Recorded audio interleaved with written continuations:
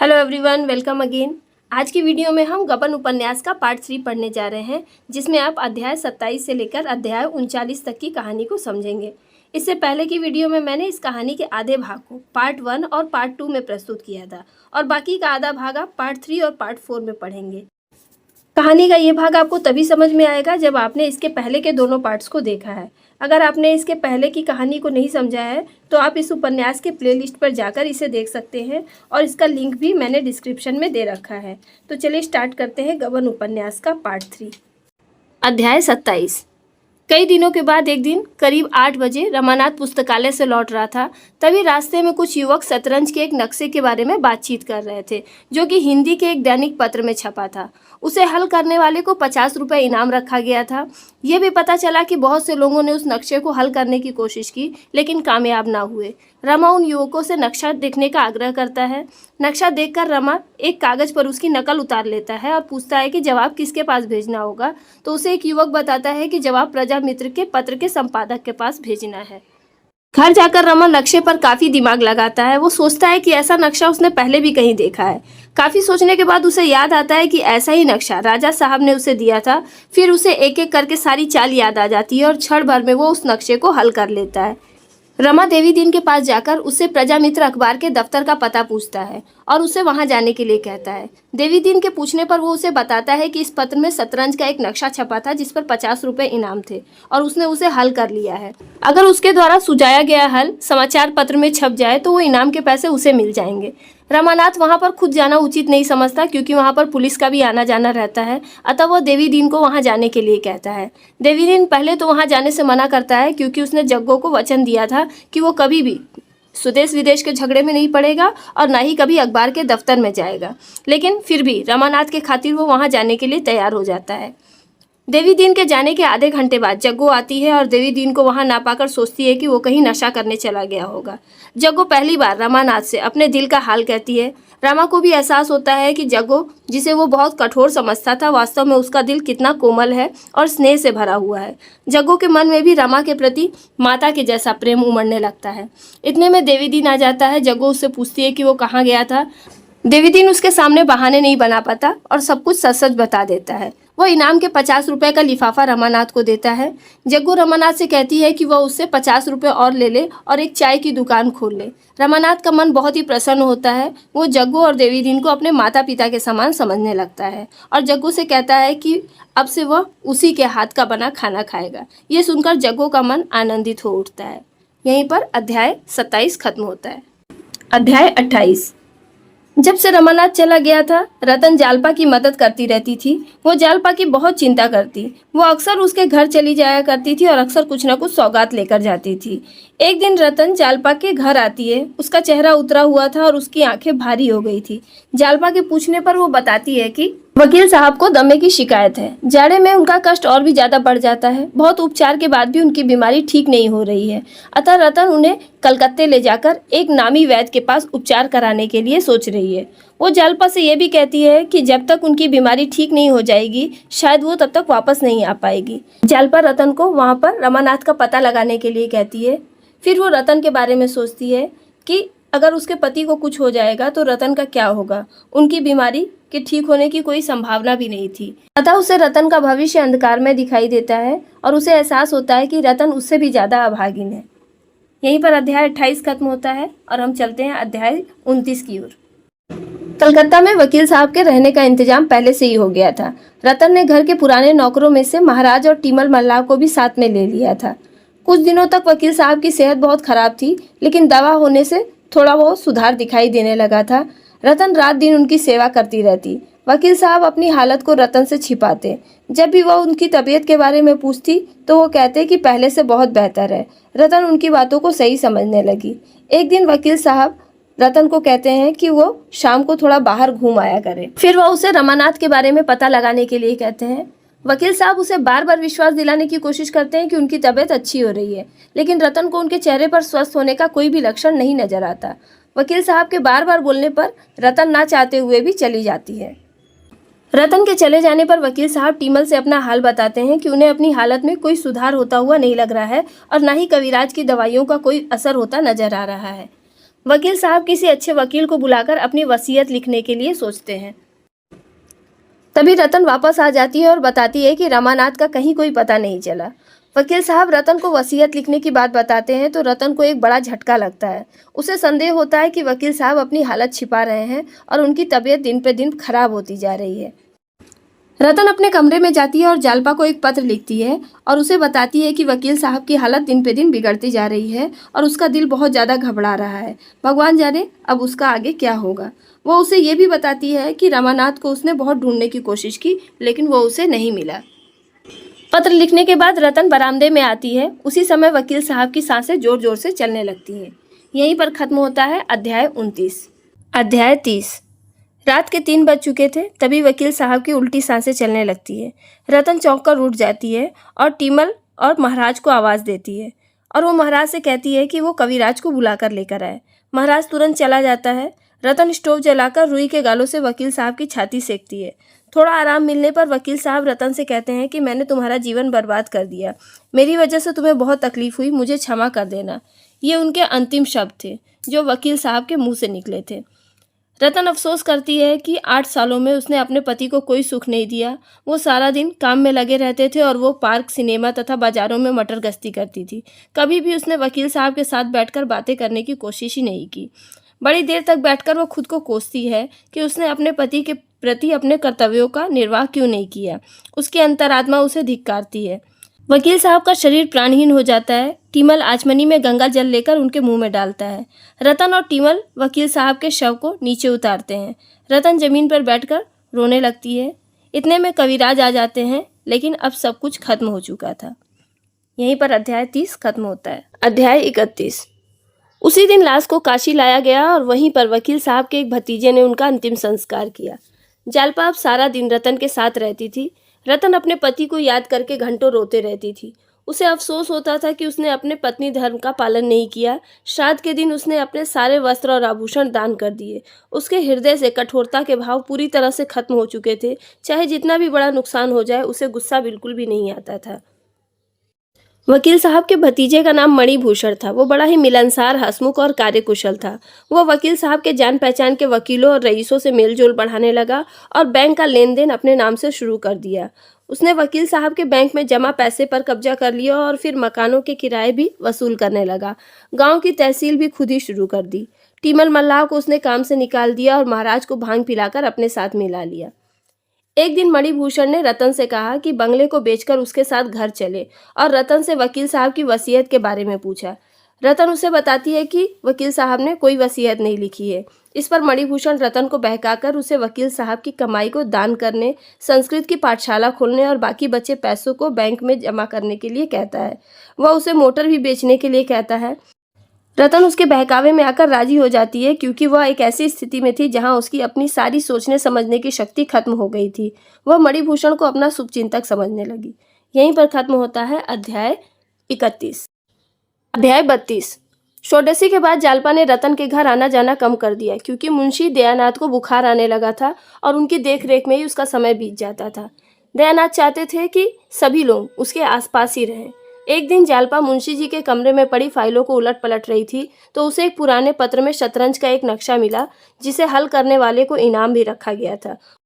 उसे याद आया कि जहां रमानाथ की बिसात और मोहरें रखी हुई हैं वहीं पर एक किताब में कई नक्शे भी दिए गए हैं। वहां जाकर ढूंढने पर उसे वह नक्शा और उसका हल मिल गया।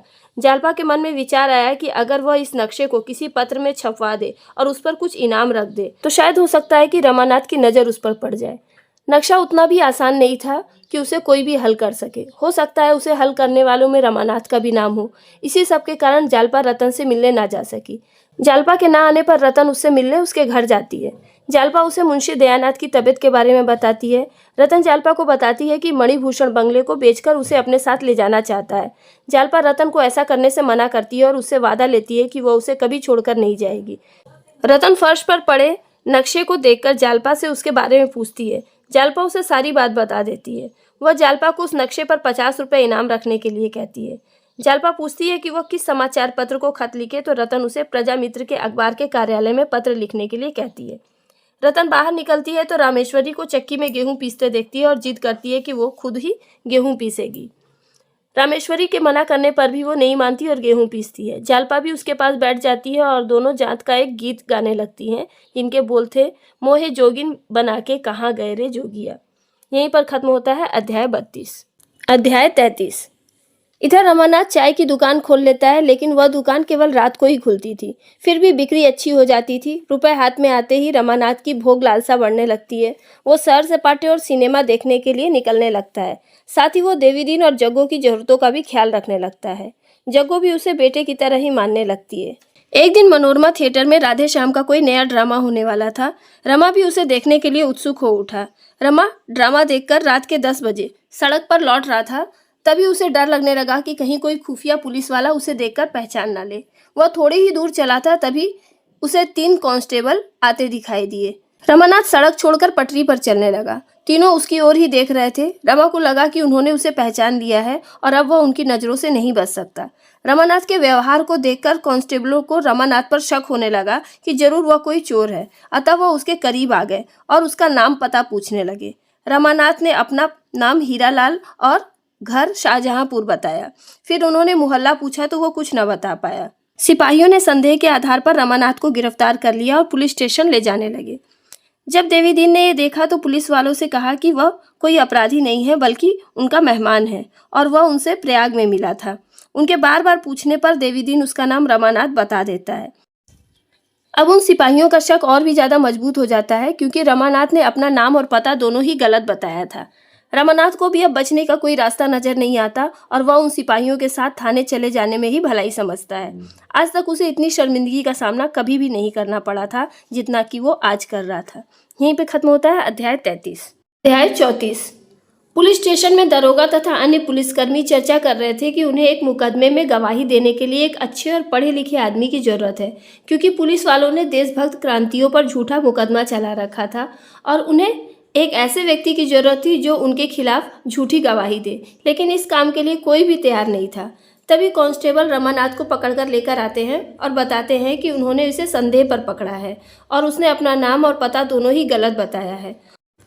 उनके द्वारा जोर दिए जाने पर रमानाथ अपने बारे में सब कुछ सच सच बता देता है और वह यह भी बताता है कि उसके ऊपर सरकारी पैसों का गबन का इल्जाम है।